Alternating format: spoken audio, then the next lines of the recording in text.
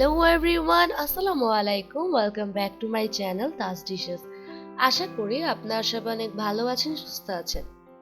তো আজকে আমি আপনাদের সামনে আরেকটা ভিন্ন রেসিপি নিয়ে হাজির হয়েছি।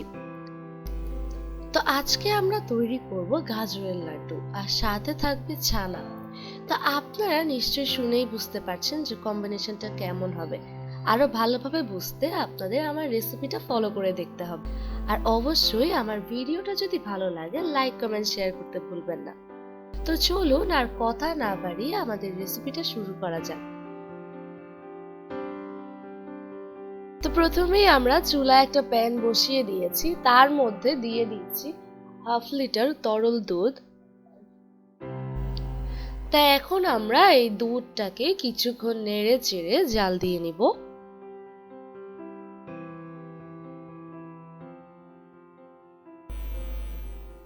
দুধটা বেশি গরম হওয়ার আগে আমরা এতে পাউডার মিল্ক অ্যাড করছি। আমরা এখানে দিব 2/3 কাপ পাউডার মিল্ক, মানে 1/3 কাপ দিয়ে দুবার দিব।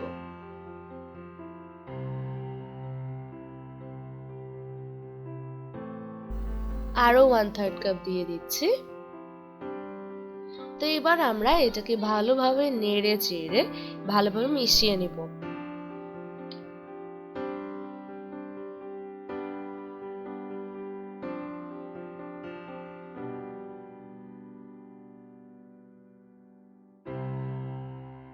তো এখন আমরা এতে অ্যাড করছি মাওয়া। মাওয়াটা দিয়ে আমরা এটাকে ভালোভাবে নেড়ে চেড়ে মিশিয়ে নিব।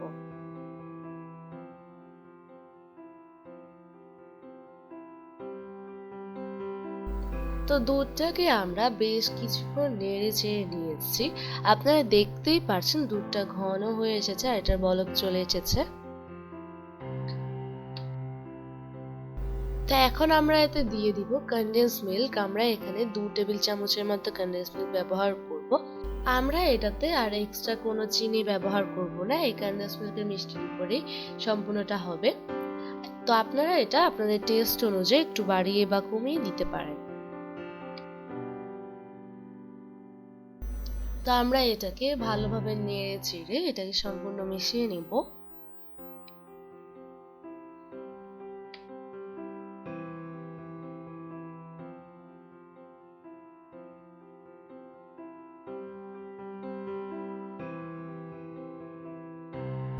তো এখন আমরা এতে দিয়ে দিচ্ছি ছানা। এই ছানাটা আমরা ফ্রোজেন করে রেখেছিলাম।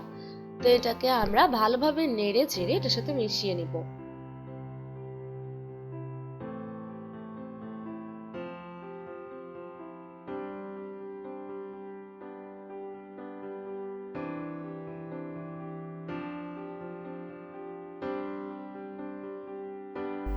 তা আমরা এটাকে বেশ কিছুক্ষণ নেড়ে চেড়ে আমাদের ছানার পুরটা প্রায় রেডি করে নিয়েছি।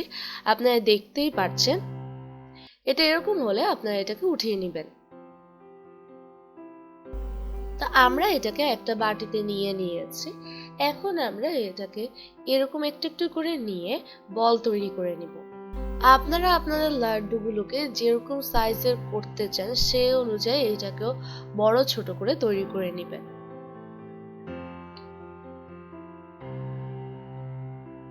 তো আমরা একইভাবে একই সাইজের করে সবগুলো বল তৈরি করে নেব।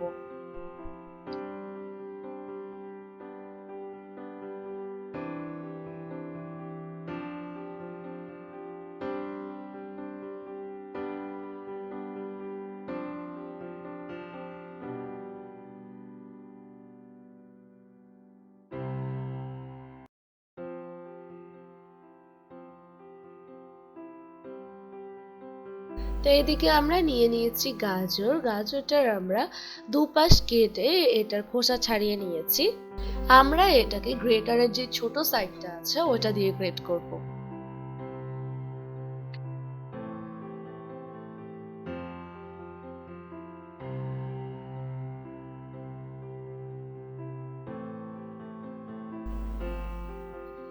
তো আপনারা দেখতেই পারছেন এটা গ্রেট করলে এটা কেমন হবে। তো এভাবেই আমরা সবগুলোকেই গ্রেট করে নিব।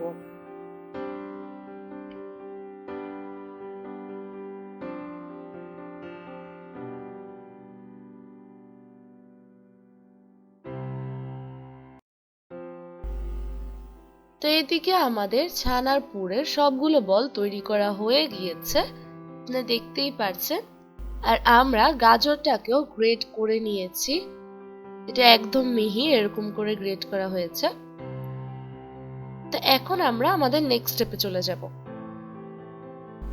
তো এদিকে আমরা চুলায় একটা প্যান বসিয়ে দিয়েছি, তার মধ্যে আমরা দিয়ে দিচ্ছি 2 চামচ ঘি, দিয়ে দিচ্ছি তেজপাতা, একটু নেড়ে চেড়ে নিচ্ছি। এখন আমরা এতে আমাদের গ্রেট করে রাখা গাজরটা দিয়ে দিব। তো এখন আমরা এই গাজরটাকে নেড়ে চেড়ে ঘিয়ের মধ্যে ভেজে নিব। এটাকে আমরা এটার কাঁচা গন্ধটা চলে যাওয়া পর্যন্ত ভাজবো।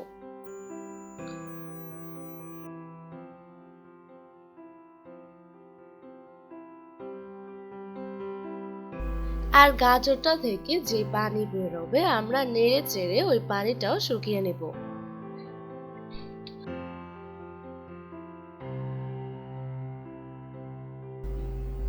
তো এখন আমরা এতে অ্যাড করছি লিকুইড মিল্ক, আমরা এতে 1.5 কাপের মতো লিকুইড মিল্ক দিয়ে দিব।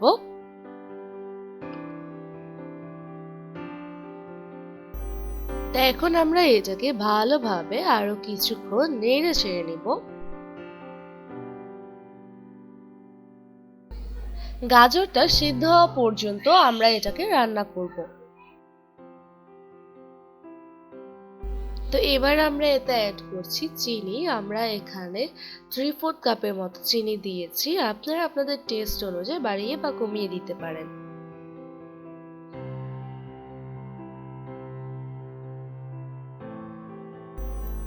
তা আমরা এটাকে এখন কিছুক্ষণ নেড়ে চেড়ে তারপর ঢাকনা দিয়ে দিব। তো আমরা ঢাকনাটা উঠিয়ে নিয়েছি, ঢাকনাটা উঠিয়ে আমরা এটাকে একটু নেড়ে চেড়ে দিব। তো এবার আমরা এতে দিয়ে দিচ্ছি 1/4 কাপ পাউডার মিল্ক। এবার এটাকেও আমরা ভালোভাবে নেড়ে চেড়ে মিশিয়ে নিব।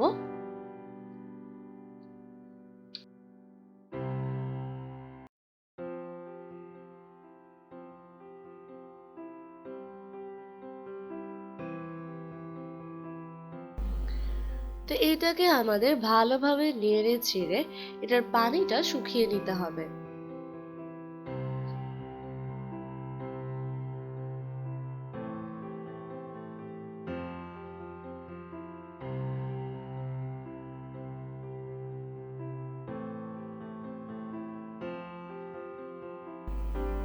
তা আমাদের গাজরটা রেডি, আপনারা দেখতেই পাচ্ছেন। তা এখন আমরা এটাকে নামিয়ে নিব।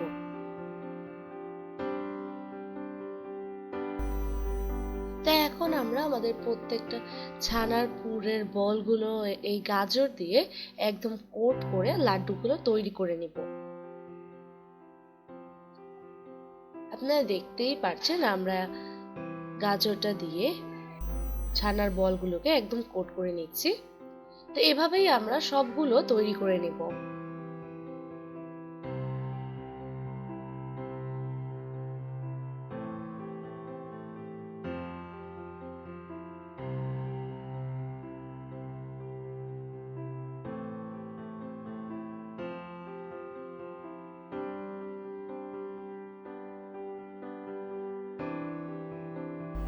তো এইভাবেই আমরা সবগুলো লাড্ডু তৈরি করে নিয়েছি, আপনারা দেখতেই পাচ্ছেন এগুলো কতটা সুন্দর হয়েছে।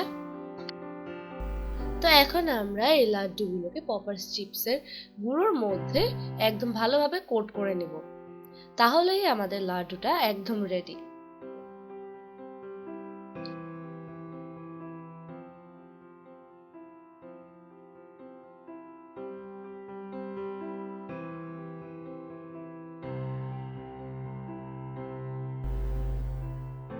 তো দেখলেন তো কিভাবে তৈরি হয়ে গেল আমার গাজরের ছানার লাড্ডু।